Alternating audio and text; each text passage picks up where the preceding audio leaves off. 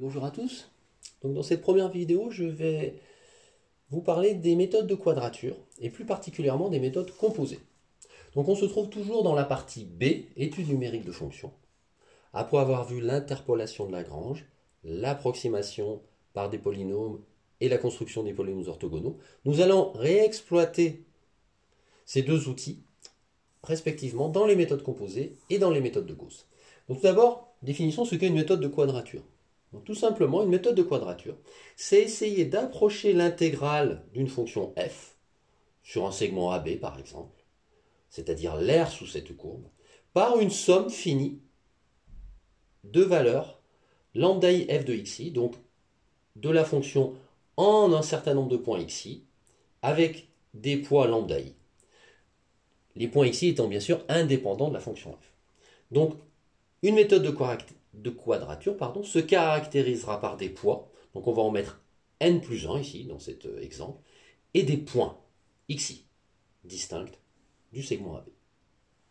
Alors, vous connaissez bien sûr déjà des méthodes de quadrature, comme par exemple la méthode des rectangles. Elle entre dans ce cadre, mais on va en construire toute une famille, beaucoup plus générale, qui s'appelle la famille des méthodes composées. Avant cela, on va définir des notions générales qui seront utiles dans toute la suite. La première notion, ou la première notation, c'est l'erreur entre la valeur exacte et la valeur approchée. On l'appellera E de f. On étudiera bien sûr le comportement de E de f pour juger de la qualité d'une méthode. Et on dira également qu'une méthode est d'ordre grand N si elle est exacte pour tous les polynômes de degré inférieur ou égal à grand N.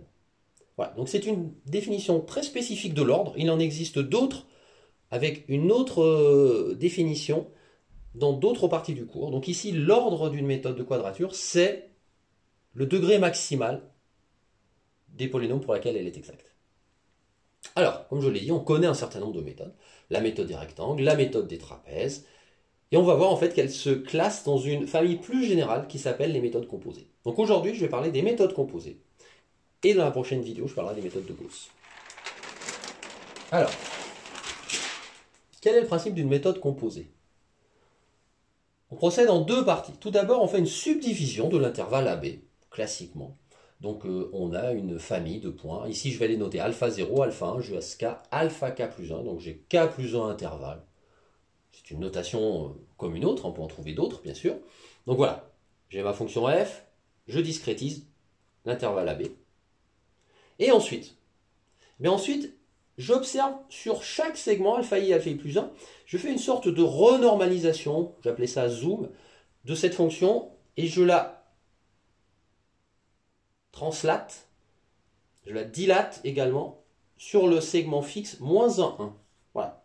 Et je la remplace, cette fonction, par son interpolation de Lagrange en un certain nombre de points que je vais appeler taux 0, taux 1, taux n. Donc ça, c'est la deuxième partie.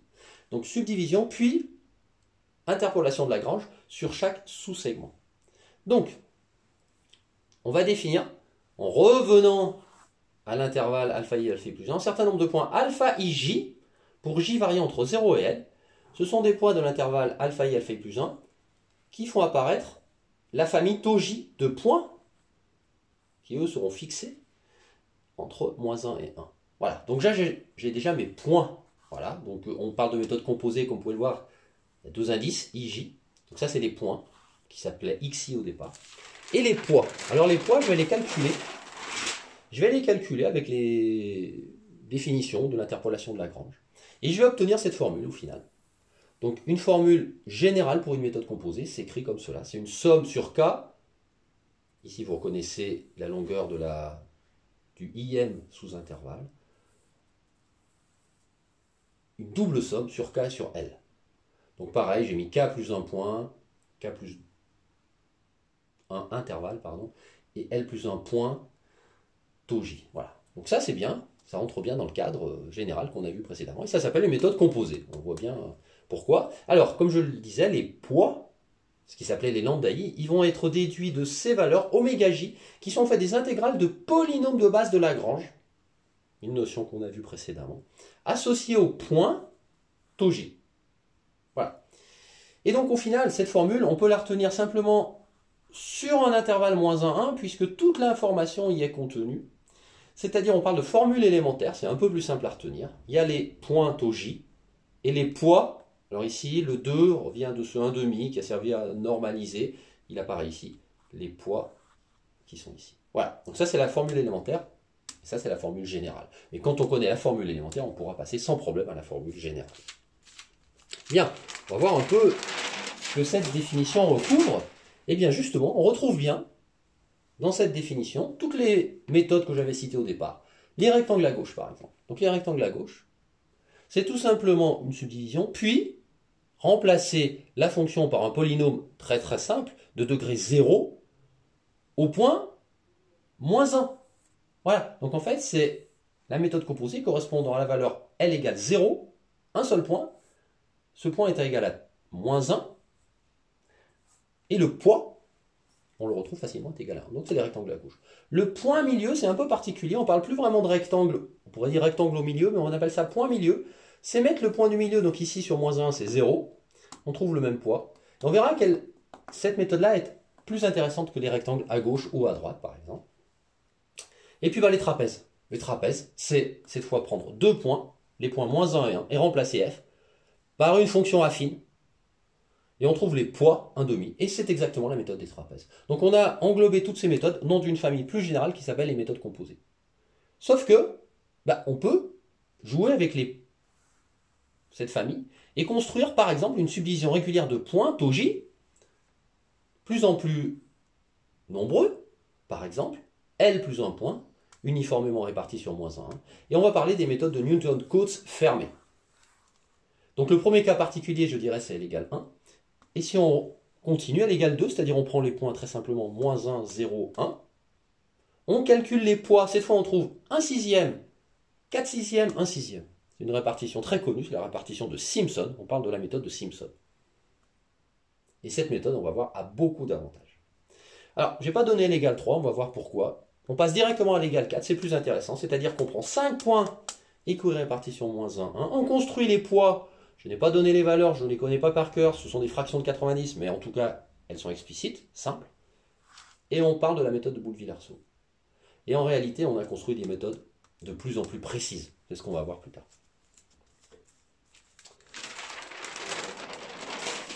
Alors, justement ici, sont résumés tous les résultats mathématiques qu'on peut démontrer sur les méthodes composées. Alors le premier, relativement simple, il calcule l'ordre d'une méthode composée. Alors, si on réfléchit à sa construction, et au fait qu'un polynôme d'interpolation de Lagrange est confondu avec la fonction, si cette fonction est un polynôme elle-même de degré inférieur à L, eh bien on trouve que les méthodes composées sont toutes au moins d'ordre petit l. Et il y a une exception intéressante, c'est les méthodes de Newton-Cotes fermées, si L est paire, on gagne un ordre, on passe à L plus 1. Voilà, donc c'est particulièrement intéressant, comme on va le voir. Donc si on résume, pour chaque méthode, quel est l'ordre? La méthode des rectangles, c'est l'ordre 0. Cette méthode n'est exacte que pour les fonctions constantes. Les trapèzes, c'est 1, puisque cette méthode, on le comprend facilement, est exacte pour toutes les fonctions affines. Le point milieu, c'est 1 également, puisque si vous réfléchissez, quand on prend le rectangle au milieu, on a bien égalité de la formule pour les fonctions affines. Et ce qui est intéressant, c'est que Simpson, avec cette petite propriété, est d'ordre 3. C'est-à-dire que Simpson est exact pour tous les polynômes de degré inférieur ou égal à 3. De même, Boulle-Villarceau est d'ordre 5. Voilà. Alors on va voir que l'ordre est lié à la précision. Mais avant cela, avant de parler de précision, il faut quand même parler de convergence. Est-ce que ces méthodes convergent? Et en quel sens? C'est-à-dire que si on augmente le nombre de points, est-ce qu'on va se rapprocher de la valeur exacte? La réponse est oui, fort heureusement. Toujours, mais avec un certain type de convergence. Lorsque le pas de la subdivision de départ alpha i tend vers 0, eh bien oui, on a convergence, mais en fixant petit l. C'est-à-dire que la méthode composée, on fait simplement varier le nombre de points de la subdivision, on fait tendre le pas vers 0, et on ne bouge pas les taux j. Et là, on a convergence. Voilà, donc c'est particulièrement intéressant, ça nous dit que toutes ces méthodes-là, au sens classique, convergent quand le pas de la subdivision tend vers 0. Et on passe à la dernière étape, l'estimation d'erreur. Donc ça, c'est une partie un peu plus difficile à démontrer. Ces résultats-là sont démontrés dans le poly que je mets en complément de cette vidéo. Par contre, ici, c'est un peu plus compliqué.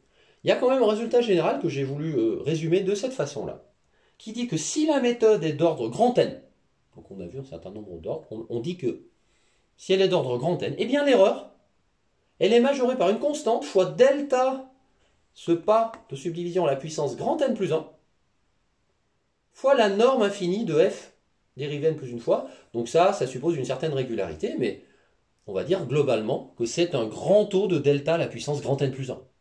Et on voit tout de suite l'intérêt, par exemple, d'utiliser la méthode de Simpson comparée à la méthode des rectangles ou des trapèzes. C'est que l'erreur ici, ce sera un grand taux de delta à la puissance 4. Par exemple, si j'ai une subdivision de n points, ce sera du grand taux de 1 sur n à la puissance 4, au lieu du grand taux de delta au carré, ou du grand taux de delta tout court. Voilà. Donc la méthode de Simpson, c'est un bon compromis entre précision et simplicité. Mais, si on veut être encore plus précis, on peut utiliser par exemple la méthode de Boulle-Villarceau. Donc toutes ces méthodes s'implémentent également très facilement en Scilab. J'ai mis des exemples sur la page web pour voir un peu et observer numériquement cette vitesse de convergence supérieure pour Simpson, par exemple, comparée au trapèze ou au rectangle. Voilà, donc tout ce qu'il faut savoir sur les méthodes composées. Je parlerai la prochaine fois des méthodes de Gauss. Donc ce sont des méthodes où on prend un autre parti, c'est prendre la méthode la plus précise possible pour un nombre de points donné. Et on va aboutir ainsi à des méthodes très précises, un peu moins classiques, conventionnelles, qui vont être basées sur... qui vont être fortement liées à des familles de polynômes orthogonaux. Voilà, donc ce sera la deuxième partie. En attendant, j'ai mis un certain nombre d'exercices également, que j'ai corrigés. Je ferai une deuxième vidéo pour expliquer les corrections de ces exercices qui étaient peut-être parfois un peu brefs. Je vous remercie.